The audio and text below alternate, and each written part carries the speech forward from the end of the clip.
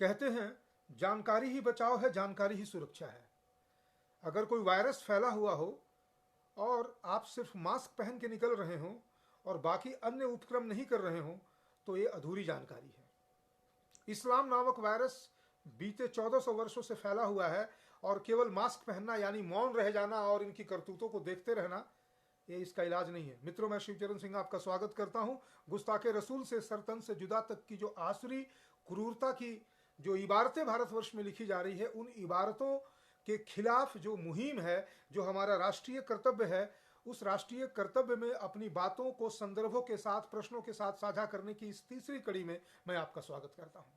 और आज हम चर्चा करेंगे मोहम्मद की चौथी शादी और उस शादी के एक ऐसे संदर्भ में जहां एक बॉलीवुड फिल्म की तरह एक लव ट्रायंगल उभर करके आता है। उस ट्रायंगल और उस ट्रायंगल के संदर्भ में प्रश्न करने वालों को जब इस तरह का अचंभा होता है, अरे इसे लोग रसूल कहते हैं और उसकी ये हरकतें, इस तरह के जो वाक्यात निकल के आते हैं, उन वाक्यातों पर गुस्ताखे रसूल भी हो जाता है और सर तन से जुदा के नारे भी लगने लगते हैं। नुपुर शर्मा ने और T Raja Singh BJP MLA ने तो मात्र आयशा का संदर्भ दिया था और जैनब का संदर्भ दिया था, लेकिन उसकी जितनी बीबियां उतने संदर्भ है। इसी क्रम में उसकी चौथी बीबी, इसके पहले मैं आपसे चर्चा कर चुका हूं खादीजा की, सौदा की और आयशा की। चौथी बीबी है हफ्सा। हफ्सा कोई मामूली लड़की नहीं है, या यूं कह लें कि कोई मामूली औरत नहीं है, क्योंकि वह मोहम्मद के साथी यानी सहाबा की बेटी है जिसका नाम था उमर। उमर की बेटी हफ्सा के साथ उसकी शादी का संदर्भ यद्यपि बहुत विरोधाभासी नहीं है, लेकिन उसका भी संदर्भ देता चलूं। हफ्सा जो है वो उमर की बेटी है और उसकी मोहम्मद से शादी के पहले 2 शादियां हो चुकी हैं। दोनों बार वो बेवा हो जाती है, क्योंकि मोहम्मद के जो लड़ाके हैं जो इस्लाम के नाम पर लूट मार मचाते हुए मालो गनीमत कमा रहे होते हैं, उसी क्रम में हफ्सा के दोनों जो हस्बैंड्स है वो मारे जाते हैं और वो दूसरी बार जब बेवा हो जाती है तब मोहम्मद जरूर ये चाहता है कि कोई ना कोई उससे शादी कर ले। वह स्वयं उससे शादी इसलिए नहीं करना चाहता है क्योंकि वह थोड़ी सी गुस्सैल स्वभाव की थी, और दूसरा उसका इंटरेस्ट उसकी शादी में इसलिए भी था कि उमर की बेटी थी और उमर उसके लिए बहुत काम कर रहा था। इस नाते वह अपने जब इस प्रयास में थक जाता है कि कोई भी उससे शादी करने को तैयार नहीं होता है, तो अंततः मजबूरन विवशता के तहत मोहम्मद को हफ्सा से शादी करनी पड़ती है। और शादी के बाद जब अपने अन्य बीवियों के साथ उसके लिए भी एक कमरा बनवा देता है। यहाँ पर एक मैं उस स्ट्रक्चर को बताता चलूँ। जब हम कभी किसी चीज जगह पर हमला करते हैं तो वहाँ का एक मैप और एक जो है स्ट्रेटजिकल प्लान लेके चलते हैं। तो जब मदीना में मोहम्मद रह रहा होता है तो अपने मस्जिद के साथ अपना घर रखा होता है। साथ का मतलब उसी से कमरे उसके घर के खुलते हैं और उसी मस्जिद से उसकी बीवियों के कमरे भी खुलते हैं। जहाँ वह चूंकि कई बीवियाँ हैं, 9 बीवियाँ हैं, कई लौंडियाँ हैं, तो लौंडियों के पास तो वह दिन मुकर्रर नहीं कर सकता था। उनके साथ तो जब भेड़ बकरी की तरह उसकी ऊपर शैतानियत हावी होती थी तो वो फिर उसके साथ रहता था, लेकिन बीवियों के लिए उसने दिन मुकर्रर कर रखा था। इसी क्रम में जिस दिन उसका मन अचानक से इस लव ट्रायंगल वाले एक तीसरी शख्सियत की तरफ आता है तो वह उस दिन उसका दिन होता है हफ्सा के साथ।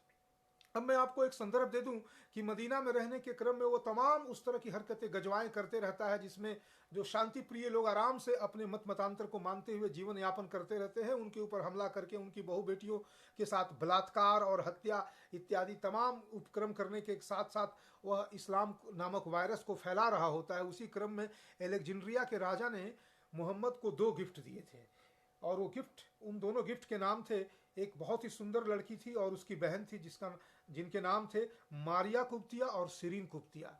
मारिया कुब्तिया सिरीन से अधिक खूबसूरत थी, इसलिए मोहम्मद उसे अपने पास रख लेता है और सिरीन को अपने किसी सहाबा को दे देता है। चूंकि मारिया उसकी लौंडी है इसलिए उससे शादी तो नहीं करता, लेकिन उसके प्रति उसका मन और लगाव जो है अपनी बीवियों से अधिक लगा रहता है।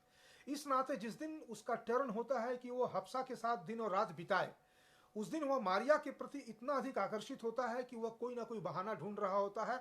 और वह जब मस्जिद से निकल करके हफ्सा के कमरे की तरफ बढ़ता है तब उसकी नज़र मारिया पर पड़ती है और फिर इशारे इशारे में वे एक दूसरे को समझा देते हैं कि उन्हें थोड़ी देर बाद क्या करना है। और वो हफ्सा के पास पहुंच करके कहता है कि हफ्सा, उमर ने तुम्हें बुलाया है, यानी तुम्हारे अब्बा ने तुम्हें बुलाया है। अपने अब्बा का नाम सुनकर के हफ्सा दौड़ी हुई अपने घर की तरफ चली जाती है और मोहम्मद को लगता है कि ये तो कम से कम कुछ घंटे वहां रहेगी, तब तक तो उसका मारिया से कार्यक्रम हो जाएगा। लेकिन जब हफ्सा अपने घर पहुंचती है तो वहां उमर को नहीं पाती है और उसकी अम्मा यानी उसकी वालिदा उसे बताती है कि नहीं, उमर ने तो उसे बुलाया भी नहीं और वो घर पे भी नहीं है। तब फिर वो उल्टे पांव जब लौट करके आती है तो लव ट्रायंगल का वो दृश्य जो बॉलीवुड के फिल्मों में बड़ी आपत्तिजनक तरीके से दिखाया जाता है, उसे देख करके हफ्सा जो है अपना आपा खो देती है और गुस्से में तमाम तरह से उल्टी पुल्टी बातें मोहम्मद को सुनाना शुरू कर देती है। इस पर मोहम्मद उससे कुरान की एक आयत का हवाला देकर के कहता है कि you should talk to the रसूल इन एन ऑनरेबल फैशन। तो वो कहती है अच्छा, तुम जो कर रहे थे बड़ा ऑनरेबल था। और फिर वो ये भी कहती है कि तुमको जो करना है करो, तुम कुत्ते बिल्ली की हरकतें सड़क पे जा करके करो, मुझे उससे कोई वास्ता नहीं, लेकिन मेरे कमरे में मेरे बिछावन पे ऐसा तुम किए तो तुम्हारी खैर नहीं।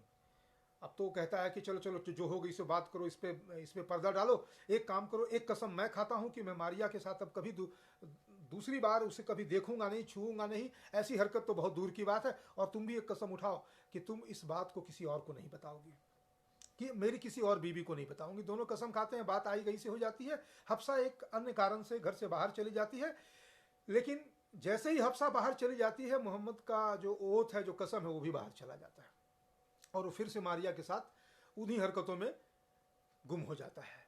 लेकिन हफ्सा फिर जब लौटती है और फिर मोहम्मद को अपने ही बिस्तर में मारिया के साथ हम बिस्तर पाती है, तो फिर वो आग बबूला होकर के मोहम्मद को तमाम ताने देना शुरू करती है। तब मोहम्मद कहता है कि खबरदार जो मेरे खिलाफ इस तरह की बातें की। और फिर वो तुरंत कुरान की भर से उतारने लगता है कि देखो इस वर्ष में अल्लाह ने ये फरमाया, उस वर्ष में ये फरमाया, और कहा कि तुम्हारे लिए कोई भी कसम वाजिब नहीं और तुम कुछ भी कर सकते हो, तुम्हारे लिए कसम तुम्हारे ऊपर किसी तरह से तुमको बाधित नहीं करेगी। और इसके बाद जो है किसी तरह से वो हफ्सा को शांत करता है और उसके घर से बाहर निकल जाता है। लेकिन दूसरे दिन जब वो अपने बाकी बीवियों के पास से गुजरता है तो वे सभी उससे नाराज नजर आती हैं और ये तुरंत समझ जाता है कि ये हो ना हो हफ्सा ने इन सबों को कल रात वाली घटनाएं बता चुकी हैं और इस नाते ये लोग इसे इस तरह से बिहेव कर रहे हैं। और इस पर वो हफ्सा को किनारे ले जाकर के उसे उल्टी पुल्टी बातें सुनाना शुरू कर देता है और कुरान की तमाम आयतों को उतार करके वो कहता है कि तुमने जो किया वो बहुत गलत किया, तुम्हें पता नहीं है कि तुमने क्या किया है। ऐसा करने वालियों को दोजख में जगह मिलता है, तुम्हें ये दंड मिलेगा, तुम्हें वो दंड मिलेगा। और जब वो देखता है कि बाकी की बीवियां भी उसी तरह से बिहेव कर रही हैं तो उन सबों को एक जगह बुला करके वो कहता है कि तुम क्या समझती हो कि अल्लाह ने मेरे लिए सिर्फ तुम्ही लोगों को तामील किया है? देखो मेरे लिए वर्ष में क्या कहा गया है कि यदि मैं तुम लोगों को छोड़ दूंगा तो तुम लोगों से कोई शादी भी नहीं करेगा क्योंकि तुम रसूल की बीवियां रही हो और तुम लोग दोजख की आग में जलोगे जिस तरह से कुफ्र करने वाले काफिर जलते हैं। लेकिन मेरे लिए तुमसे और भी खूबसूरत हसीन और कुंवारी लड़कियां या औरतें हमारे लिए मुहैया करा दी जाएंगी। तुम क्या चाहती हो? दोजख में जलना चाहती हो और मुझसे तलाक चाहती हो और चाहती हो कि तुम्हारी जगह मैं तुमसे अधिक खूबसूरत बीवियां लाऊं? इसमें वे सभी चिल्लाने लगती, नहीं नहीं हम ऐसा नहीं चाहते हैं। तब अपने गुस्से को जाहिर करने के लिए, बेसिकली इस गुस्सा को मत कहें, इसके मोहम्मद ने अब बहुत ही रणनीतिक तरीके से इस बात को उनके सामने कहा कि अब मैं तुम लोगों की इस गलती की सजा देता हूं कि मैं 1 महीने तक तुम लोगों के पास नहीं आऊंगा। और इसके बाद वह 1 महीने तक मारिया के साथ रहता है। इस क्रम में मारिया प्रेग्नेंट भी हो जाती है और उसका एक बेटा भी होता है, लेकिन वो जी नहीं पाता है, जैसे इसके पहले के भी बेटे जी नहीं पाते हैं। वे सभी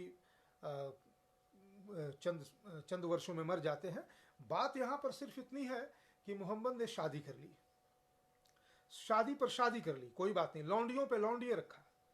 ये सारी चीजें ना केवल कुरान में लिखी हुई हैं, ना केवल हदीसों में इनका वाक्य आया है, बल्कि अरबिया के इतिहासकारों ने अपने उन तमाम लेखनों में इन बातों का अपने अपने तरीके से जिक्र किया। उनके जिक्र करने का तरीका था कि वे मोहम्मद की इन हरकतों को जायज ठहराते थे क्योंकि कुरान के वर्सेस का हवाला आता था, उसमें सूरा फला वर्स फला, सूरा फला उसकी आयत फली, और ऐसे कर करके उसको जस्टिफाई करते हैं। बस जब कोई नॉन मुस्लिम इस बात को सुनता है तो वह अपने आप में इस बात से ग्लानि से भर उठता है कि ये किस तरह की हरकतें हैं। एक तरफ तो चलो ठीक है, ये तो जिस्मानी भूख है, तुम इसको कर रहे हो, दूसरी तरफ तुम दूसरे को मारो काटो, यहां तक कि उनके बीबी बच्चियों के साथ बलात्कार करो, उन्हें लौंडिया बनाकर गुलाम बनाकर मंडियों में बेच दो।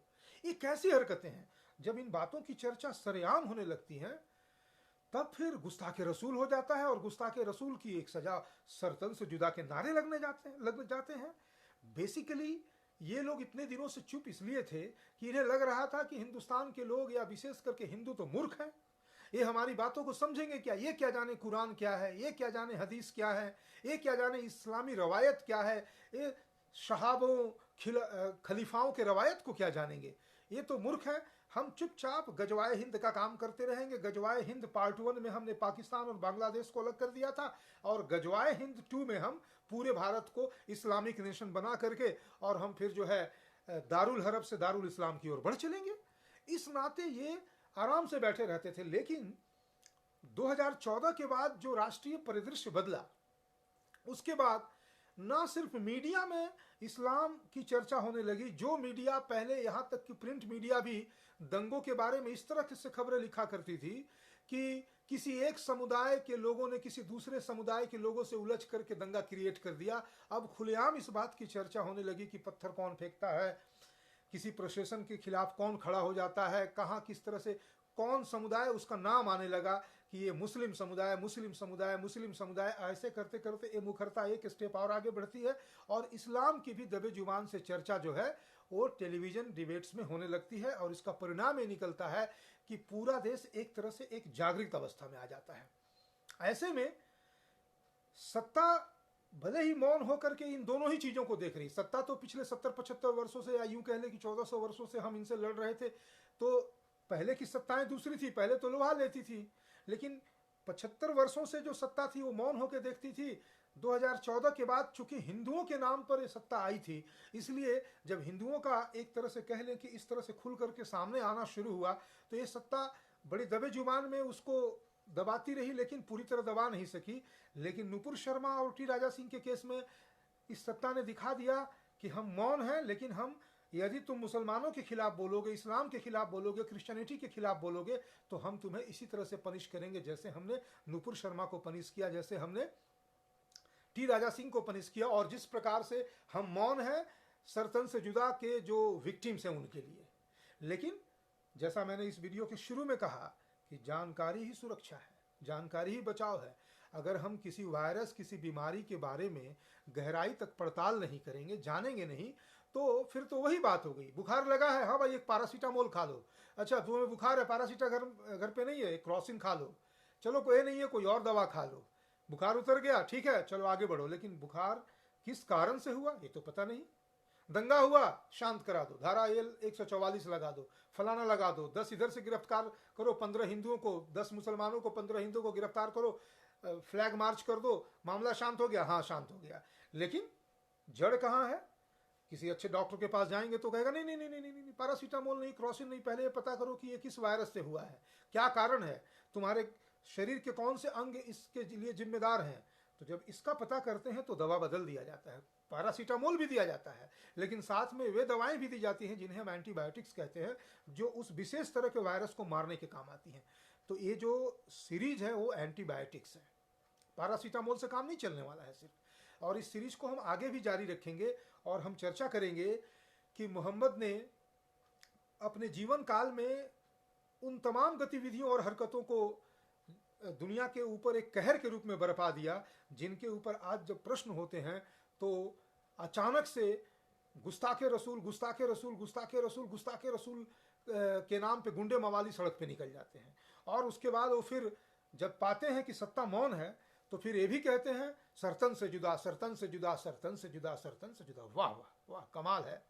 अगर सत्ता मौन नहीं होती तब ये सिर्फ इतना कहते, बड़े आराम से टेलीविजन डिबेट पे इनके प्रतिनिधि आते और कहते कि देखिए भाई इस तरह की हरकतें मत कहिए, शांति से रहिए, इस्लाम जो है वो शांति का मजहब है, we want peace, Islam is a religion of peace, इस तरह की बातें करते। क्योंकि ये हर परिस्थिति में क्या करना है जिहाद के अलग अलग तरीकों में वर्णित है। उसमें से एक तरीका है कि जब देखो कि तुम दुर्बल पड़ रहे हो और वहाँ के लोग और वहाँ की सत्ता तुम्हारे पक्ष में नहीं है तो ऐसे पेश आओ, और जब सत्ता मौन हो और लोग भी कायराना हरकतें कर रहे हो तो फिर मुखर होकर के गुस्ताखे रसूल की चर्चा करो और सरतन से जुदा की बातें करो। इसीलिए मैंने शुरू में भी कहा, फिर से एक बार रिपीट करते हुए इस वीडियो को यहीं पे विराम दूंगा और कहूँगा कि जानकारी ही सुरक्षा है। पहले हम जानकार बने, जान ले कि हमारी लड़ाई है किससे, और जब जानकारी हो जाएगी हम जान लेंगे अच्छा पैरासीटामोल नहीं, एक विशेष तरह का पैरासीटामोल, और जिसके mg का पावर 500 से काम नहीं चलने वाला है, इसे कम से कम नहीं तो 5000 mg तक लेना पड़ेगा, तो लिया जाएगा। अभी के लिए इस वीडियो के लिए इतना ही। बहुत बहुत धन्यवाद। Thank you very much.